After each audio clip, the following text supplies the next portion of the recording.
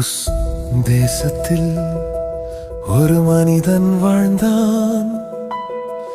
அவனின் பெயர் யோபு எனப்பட்டது. நேர்மையானவன், பாவத்திலிருந்து விலகினவன், தேவனை பயந்து நடந்தவன். அவன் நியாயமானவன், மனம் பாவமில்லாதவன், கர்த்தரை அஞ்சும் விசுவாசி. அவன் இதயம் தூய்மையானவன். 7 மகன்கள் 3 மகள்கள், 1000 ஆடுகள் ஒட்டகங்கள். கர்த்தரின் ஆசீர்வாதம் குவிந்தது, அவனின் வாழ்க்கை மகிமை பெற்றது. அவன் தன் பிள்ளைகளை நினைத்து பலி கொடுத்தான்.